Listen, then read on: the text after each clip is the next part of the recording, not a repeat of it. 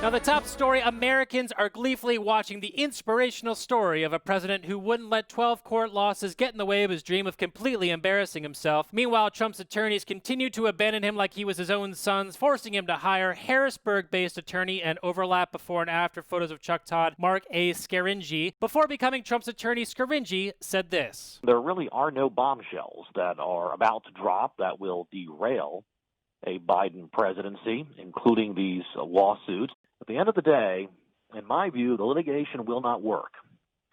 It will not reverse this election. Now, Alex, despite all of Trump's setbacks, is there still a path to a coup for him? I don't think so, but there is a technical path, and I've been concerned about it.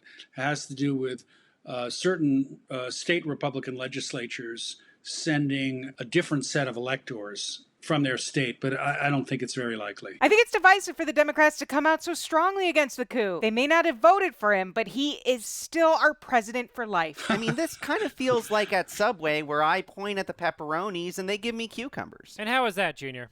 I mean, that's above my pay grade. I don't think anybody should be making fun of the president. The backbone of our nation's landmark court cases was a series of smaller, frivolous cases argued by attention-seeking dopes. Absolutely. Now, meanwhile, in Georgia, the Republican Secretary of State faced pressure from Senator Lindsey Graham to carefully review every ballot with a fine-toothed wood chipper. I just want to be clear on this, Mr. Secretary. You say Senator Graham wanted you to find ways to get rid of legally cast ballots because CNN asked him about these allegations. He denied them. He says that's ridiculous. Well, it's just an implication that look hard and see how many ballots you could throw out. And I think that they were looking at that as part of a court case. And one actually was subsequently filed, wasn't it? That'd normally be the scandal of the decade, but the country is maturing and taking a much more measured approach to throwing out black people's votes. Alex, you gotta treasure these moments, huh? I'm not sure I'm in a mood to treasure them. I think what Lindsey Graham did was close to a felony. Lindsey Graham might just have been trying to lighten the Secretary of State's recount load by getting rid of ballots. It's like how I limit how many dishes I have to wash by putting all of my food for the whole day in one big popcorn tub. And actually, cheating is one of the cornerstones of Western democracy, with the other three corners being lying, bribing, and murder. Can always count on you to keep it light, Doctor. Thank you for that. Now, Alex, your new documentary, Totally Under Control, documents Trump's tireless effort to make the pandemic go away by depriving it of attention. Now, Trump wants credit for a vaccine that's being developed, tweeting, "Another vaccine just announced, this time by Moderna, 95% effective." For those great historians, please remember that these great discoveries, which will end the China plague, all took place on my watch. Alex, how do you make your documentary so compelling considering the protagonist didn't take any action at all? Well, I think that's what the documentary was all about. The idea that our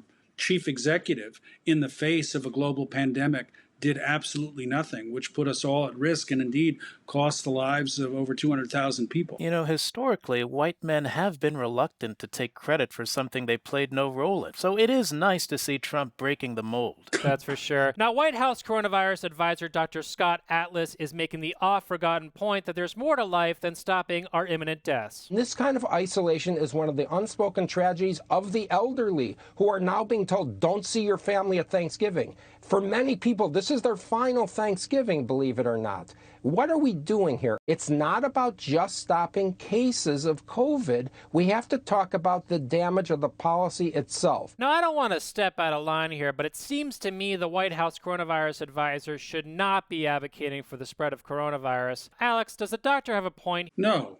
And we wouldn't be in this situation. There were a lot of last Thanksgivings for people on account of the administration's policies of not reckoning with the coronavirus. Alex, I gotta push back. He's right to point out the damage of the policy. I don't think loneliness actually existed before social distancing. Yep. I mean, what if the real coronavirus was loneliness all along? Is that something, maybe? No, I guess it's some kind of virus. Okay. Now, we are out of time. Sorry we didn't get time to speculate on whom Republicans will refuse to recognize as Joe Biden's Secretary of the Interior. Thank you to our analyst and guest, Alex Gibney. Thank you so much, Alex. Thank you. Good to be with you. And do not forget to tune into my Twitch stream on Thanksgiving to see me pound a gallon of schnapps and cry that I'm not related to Kurt Russell. Good night, everyone.